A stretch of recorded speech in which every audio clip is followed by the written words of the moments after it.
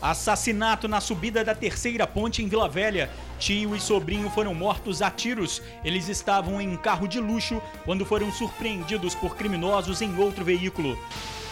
Incêndio em galpão em Vila Velha assusta vizinhos. O local era utilizado para a reforma de estofados. Há 4 dias da eleição, muitos capixabas não sabem a ordem da votação. Hoje vamos dar o passo a passo e dicas para você chegar à urna preparado. Os seios são tão grandes que prejudicam a saúde da Karina. Ela tem dor nas costas, não consegue nem pegar a filha no colo. Já pediu ajuda ao sistema público, mas não consegue a operação. Ela perdeu quase 40 quilos em 10 meses. Silvani mudou a alimentação, começou a caminhar e ganhou saúde. Dorme melhor, tem mais energia e, claro, a alegria de viver. A gente volta em 1 minuto.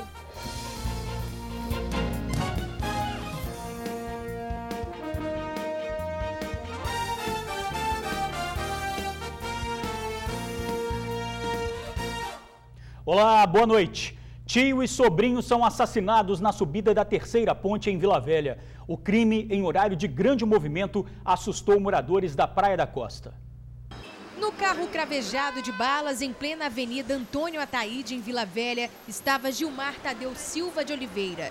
A vítima era deficiente físico e chegou a ser socorrido por populares e por uma ambulância que passava pelo local. No hospital, policiais encontraram com Gilmar esse revólver calibre 38. Mesmo com socorro rápido, Gilmar não resistiu aos disparos.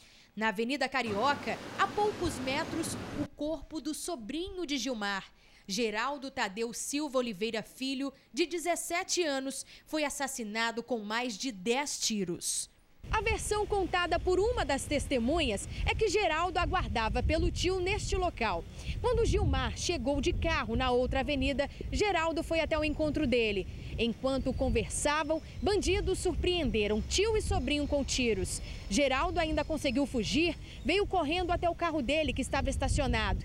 Vendo que não conseguiria dar partida no veículo, continuou fugindo correndo, mas foi atingido pelos disparos. Ele estava um pouco inquieto, né? Ele vivia mexendo no telefone, falando com alguém, olhando nas horas, no relógio, estava preocupado com o horário. E logo após esse fato, que eu entrei para dentro de casa, que eu vi ele, achei suspeita a situação dele, ocorreu vários disparos, um pouco tempo depois, né? Até o momento são 2 informações, não é isso? De um veículo Fox branco ter efetuado esses disparos na Antônio Ataíde. A outra versão que seria somente a pés, elementos a pés. Segundo a testemunha, seriam 3 a 4 elementos armados. Durante a perseguição, este outro veículo que estava estacionado próximo ao Voyage, que pertencia a Geraldo, foi atingido pelos tiros. Segundo essa outra testemunha, muitas pessoas estavam nas proximidades quando os crimes aconteceram. Eu fiquei apavorada. A gente estava dentro da farmácia ali, cidadã, e tinha criança, mulher com criança, tinha criança na calçada aqui. Aí alguns corriam para se proteger e outros curiosos corriam. As mortes em plena luz do dia trouxeram a sensação de insegurança aos moradores e comerciantes da região. É uma insegurança enorme, né? Você imaginar, de repente, começar a dar aquela quantidade de tiro, todo mundo saindo correndo para os estabelecimentos, né? Para se proteger da arma. E, de repente, a gente saber que estava havendo uma briga de rivais, né? Então a gente fica meio desprotegido nesse sentido. A polícia identificou que Gilmar e Geraldo já foram presos diversas vezes por crimes como roubo, tráfico de drogas e porte ilegal de armas. A última vez em que foram pegos praticando crime foi em fevereiro deste ano. Os policiais acreditam que as mortes foram motivadas pela disputa pelo comando do tráfico de drogas. Os 2 foram presos em fevereiro de 2014, em Cariacica, com drogas, R$34 mil em espécie, enquanto estavam-se soltos nesse exato momento, possivelmente realizando alguma transação de drogas. Bom, a polícia investiga o caso. Quem tiver informações, ligue 181. Câmeras ligadas aos CIODs, botão de pânico, policiais dentro dos coletivos. Depois de mais um ataque, hoje os PMs reforçaram a segurança nos ônibus. Mesmo depois de uma paralisação geral e do anúncio de medidas de segurança, a violência no transporte público não diminuiu. Ontem, em Vila Velha, um ônibus que seguia do terminal do Ibis para Jacaraípe foi apedrejado. 2 passageiros foram atingidos. Um deles desmaiou e teve de ser socorrido. O secretário de Segurança não encarou o caso desta quarta como um ataque. Hoje, qualquer tipo de ocorrência que aconteça com o coletivo assume uma conotação, às vezes, desproporcional ao próprio fato. Nós tivemos, de fato, uma sequência de eventos num período de tempo muito curto, mas no contexto geral não tem nada fugindo da normalidade. As últimas semanas têm sido de terror no transporte público. Além da ocorrência de ontem, já tiveram ônibus incendiados e até motorista baleado na cabeça. Quem depende dos coletivos é acompanhado o tempo todo pelo medo. A violência, né? Tá demais também. E aqui ainda, né? É tiro, também você sai, vai trabalhar, não sabe se volta. Este especialista em segurança acredita que as medidas anunciadas pelo governo só vão funcionar se forem feitas de forma eficiente. Tem que trabalhar em conjunto, Polícia Militar com seu papel ostensivo, as guardas municipais, hoje aí com poder de polícia, fazer abordagem nos coletivos para inibir a ação criminosa.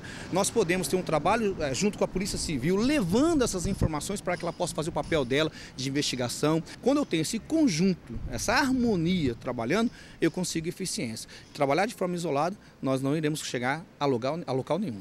Em relação ao botão do pânico, o especialista acredita que tanto os motoristas quanto os cobradores precisam ser treinados, já que o mau uso do equipamento pode gerar transtorno à polícia e também colocar em risco a vida dos profissionais e passageiros. A primeira medida teve início hoje. 15 duplas de policiais estão espalhadas pelos terminais da Grande Vitória. Os militares vão acompanhar as linhas mais perigosas e problemáticas do sistema Transcol. A ação policial traz tranquilidade para a população e, com isso, eles vão denunciar, vão trazer informações para a gente e, com isso, nós teremos mais sucesso nas abordagens, na apreensão de drogas, de ilícitos. Galpão pega fogo em Vila Velha. A estrutura do galpão ficou comprometida. O teto desabou e o fogo consumiu tudo o que estava lá dentro. O imóvel fica no bairro Itapuã, em Vila Velha. Segundo vizinhos, o local foi alugado há cerca de 2 anos e era utilizado para a reforma de estofados. Este vendedor mora ao lado e ficou assustado quando soube do incêndio. Quando eu virei na Rodovia do Sol para o bairro Itapuã, eu tomei um susto que eu vi a altura que estava da fumaça do fogo. Então eu entrei um pouco de desespero, mas naquele susto eu fui entrar no meu apartamento para verificar se não tinha alguma coisa pegando fogo ou se na garagem meu carro tinha pego fogo, alguma coisa assim. E foi um momento muito complicado mesmo. Segundo testemunhas, o incêndio teve início por volta das 2h30 da tarde. A suspeita é de que as chamas tenham começado pela parte elétrica do galpão. Fios de eletricidade romperam. As chamas se alastraram para os fundos de um prédio vizinho. Antes da chegada dos bombeiros, funcionários deste Lava Jato tentaram ajudar. Assim que começou, um dos meninos vieram aqui no Lava Jato, pediu até uma ajuda para a gente começar a jogar água lá para dentro. A gente já parou de lavar os carros, eu fui ali tentar ajudar. Só que o nosso fluxo de água ele não é muito grande, entendeu? E assim, em menos de 3 minutos que começou, já lambeu o prédio inteiro ali, em 3 minutos já desceu toda a estrutura para baixo. O vento dificultou o combate às chamas. Foram quase 3 horas de trabalho dos bombeiros. Os responsáveis pelo local acompanharam tudo de perto e não quiseram falar sobre o assunto. O fogo foi controlado e ninguém ficou ferido.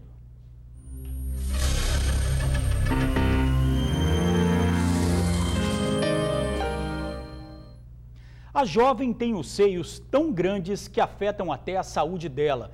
Não consegue sequer pegar a filha no colo. Tem dificuldade para andar e dores nas costas. Já buscou ajuda para reduzir o tamanho, mas não consegue. As tarefas básicas da casa são realizadas com dificuldade. A angústia maior é em não conseguir segurar a filha no colo por muito tempo. O incômodo vem dos seios. O tamanho exagerado das mamas provoca muito desconforto em Karina, que tem apenas 26 anos de idade. Pesa demais, eu não consigo fazer as coisas dentro de casa, dói muito as costas. Nem pegar a filhinha você consegue? Não consigo. Não consigo estar brincando com ela, coisas fáceis do dia a dia, entendeu? Por causa do problema, Karina teve que parar de trabalhar. Quando a dor é muito forte e ela não consegue levantar, é a filha de 5 anos de idade que pega os remédios. Ela não consegue pegar o remédio. E aí você faz o quê? Pego lá. Você queria o quê?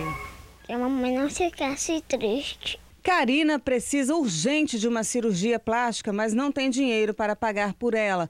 Preocupada, procurou a unidade de saúde aqui do bairro. O médico fez o encaminhamento para a cirurgia, mas foi informada que o SUS não realiza o procedimento. Este especialista explica que a cirurgia para a redução da mama custa entre 10 e 20 mil reais. O problema não é estético, mas de saúde mesmo. O volume excessivo das mamas, o tamanho excessivo, é chamado de gigantomastia e causa uma série de problemas, né? Por as mamas serem muito maiores do que a média da população, então elas levam a problemas de dores nas costas, inflamações na mama, inflamações na parte de baixo da mama. A solução desse problema é chamada de a cirurgia de mamoplastia redutora, que é uma cirurgia plástica mamária, não é considerada estética, realmente é uma reabilitação. O advogado e professor de direito traz uma informação boa para a Karina. O Estado deve arcar com as despesas médicas quando não oferece o serviço, o paciente precisa do procedimento e não possui condições financeiras para realizá-lo. Se a pessoa necessita da cirurgia, ainda que o cirurgião seja plástico, mas por uma questão de saúde, é dever do Estado assegurar a cirurgia a essa pessoa. Pois é, mas a Secretaria Estadual de Saúde disse que o SUS não faz esse tipo de procedimento. Resta então a Karina entrar na Justiça para garantir o direito que o professor citou. Nós vamos acompanhar esse caso. Está chegando a hora de votar e com tantos candidatos é bom ficar atento às dicas do Tribunal Eleitoral. Este ano, mais de 2 milhões de eleitores vão às urnas no Espírito Santo. Há poucos dias das eleições, muitos não fazem ideia da ordem de votação. Quer ver? Qual é a ordem da votação esse ano? Não sei. Sei não, eu não entendo essas coisas muito bem, não. Assim que a urna é liberada e a votação tem início, primeiro você deve escolher o deputado estadual. Digite os 5 dígitos e confirma. Em seguida é a vez do deputado federal. São 4 dígitos. Logo depois você escolhe o senador. Digite os 3 números e confirma. Os últimos votos são para governador e presidente. Para cada um, você deve digitar 2 números e confirmar. Em caso de erro, aperte o botão laranja para corrigir e reinicie. Para votar nulo, basta apertar a tecla branca e confirmar. É muito importante que ela digite o número do candidato, espere a foto do candidato aparecer para só então apertar o confirma. A dica que a gente dá é que levem a colinha da Justiça Eleitoral, que está disponível em todos os cartórios e também na sede do TRE, nas portarias. Em relação às sessões de votação, caso ocorra trocas na hora em que você for votar, faixas devem indicar o novo local. Você também pode ligar para o Disque Eleições antes de sair de casa e confirmar o local de votação. Informando o número do título ou o nome e outros dados solicitados, ela consegue saber exatamente onde a sessão dela está localizada. Anote aí o Disque Eleição 0800 028 1520. Tripulante com suspeita de ebola passa por exames aqui no estado. O navio atracou durante a madrugada no Porto de Vitória. O tripulante estava em um navio de bandeira francesa vindo de Cabo Verde. Ele passou mal durante a viagem e a embarcação fez uma parada de emergência no Porto de Vitória. Havia suspeita de contaminação pelo vírus ebola. De início teve suspeita de ebola porque o navio veio de Cabo Verde, mas é um paciente que não apresentava febre. O ebola tem até 21 dias de período de incubação. Então, é um paciente que está fora do conceito do que é caso suspeito. No Brasil, até o momento, não há caso de ebola e o risco de transmissão para o país é considerado baixo. Mesmo assim, o Estado está atento. O tripulante já foi liberado e descansa em um hospital. A força de vontade, querer mudar, fazer diferente, contar uma nova história. Foi pensando nisso que Silvani, aos 34 anos, resolveu mudar. Com novos hábitos, simples por sinal, ela já perdeu quase 40 quilos. O detalhe na blusa poderia ser a explicação para tanto esforço. Em 10 meses, Silvani perdeu quase 40 quilos. Aos 34 anos, ela chegou a pesar 130 quilos. Foi uma década inteira lutando contra a balança. O excesso de peso fez com que a artesã ficasse com pressão alta e com excesso de glicose no organismo. Para piorar, também influenciava no humor de Silvani. Nervosa, agitada. No momento que ela acordava, não podia ninguém olhar nem para ela aí naquela porta saindo, que ela já estava dando patada em todo mundo. Com 130 quilos, Silvani teve síndrome do pânico. Sair de casa passou a ser um desafio. Tinha dificuldade de passar na roleta do ônibus e evitava ir em vários lugares. Eu já vinha sofrendo preconceito e já tinha muito desejo de fazer isso. Mas eu estava assistindo um programa de televisão e quando eu vi a história de uma pessoa, era a minha história. Então eu me identifiquei muito e eu falei, vai ser hoje, eu vou começar. E dali eu já comecei a procurar, já fui procurar o médico e já comecei a cortar algumas coisas e assim eu consegui. O primeiro passo para reverter este quadro foi mudar a alimentação.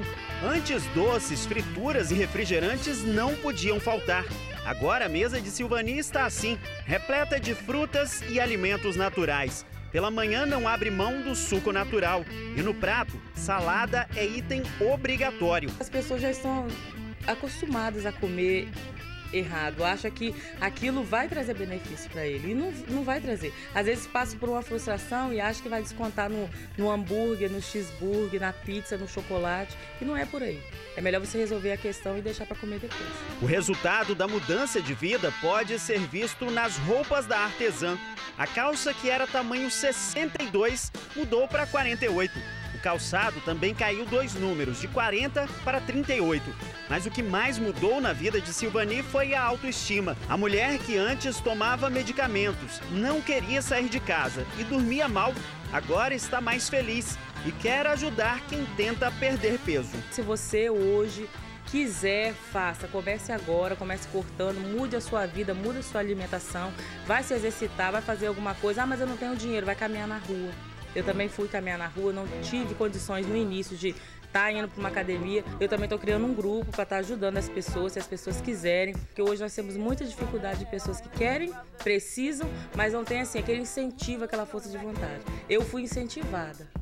Então eu quero incentivar mais pessoas a mudar de vida, como eu.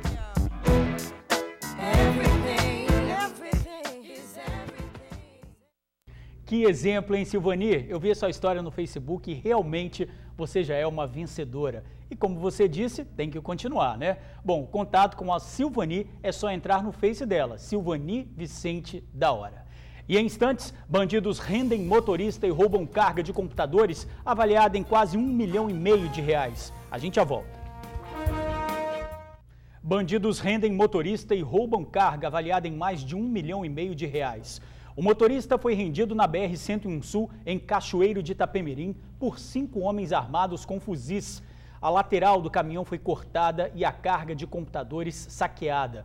Um prejuízo de R$1,3 milhão. O motorista foi abandonado no Rio de Janeiro. O caso está sendo investigado, mas até o momento os bandidos não foram presos. E antes de encerrar, um lembrete. Amanhã, com o fim do horário eleitoral, o TN2 volta ao horário normal. A gente se encontra às 7h20 da noite. Para você, uma boa noite. Até amanhã.